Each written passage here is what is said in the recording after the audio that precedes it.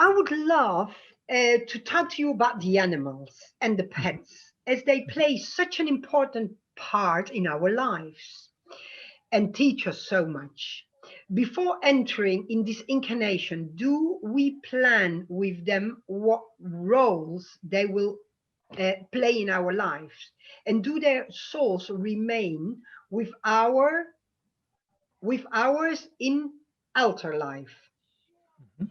Yeah, is that Yeah, yeah. Animals have souls, and animals are often incredibly loving because they're um, so an animal's experience is interesting, at least how I perceive it. So we all have souls. An animal has a soul, but the animal's incarnate intelligence is more aligned with nature, therefore more aligned with the intelligence that God or the universal consciousness has put into the forms of life. So as human beings, we're kind of disconnected from our own bodies, and we're disconnected from the wisdom of our bodies.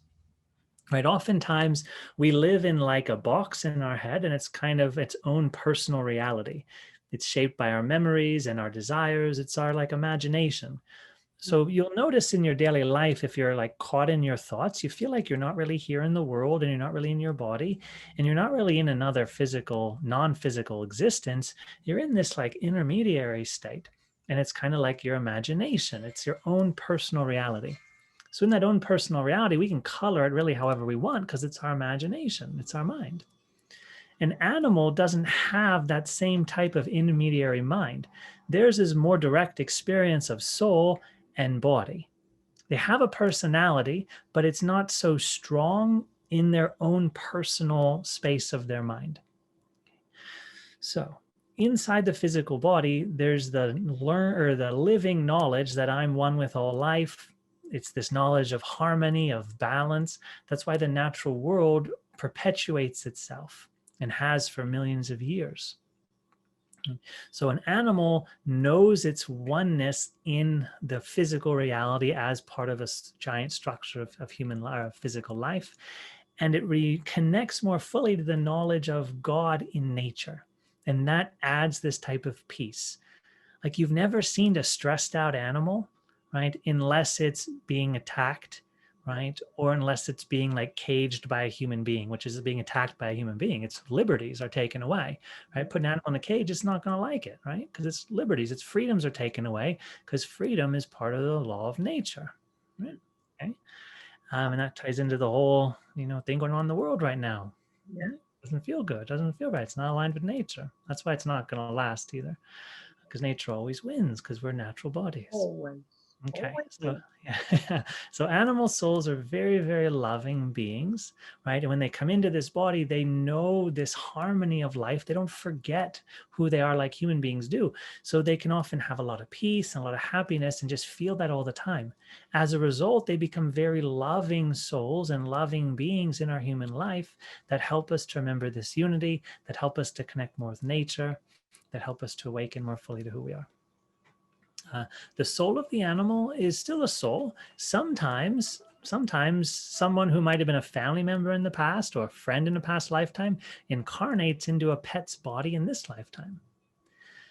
There's a belief in spirituality, and it's more of older spirituality, I think, or religions, that an animal's consciousness is inferior. It's less developed than a human being's consciousness. But I disagree.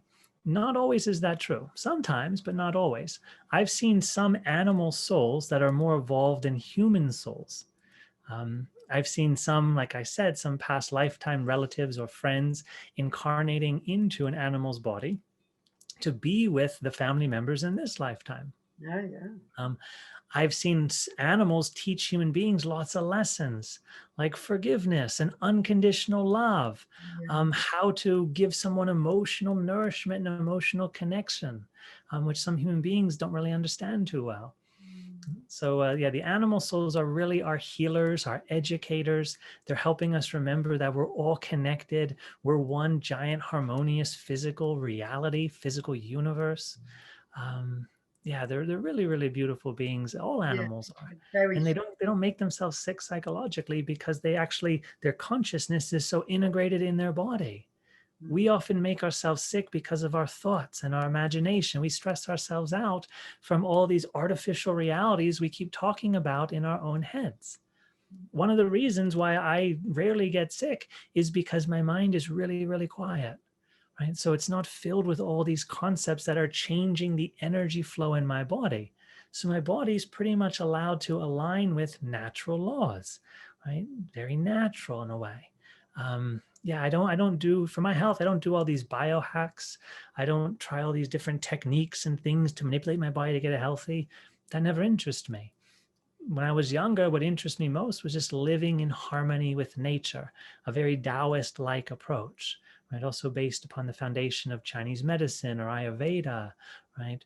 A lot of these natural medicines, even the Western tradition of natural hygiene, right? Which is more or less forgotten now. But it's about aligning with nature, using nature as your medicine and as your key to understanding how to live in the body.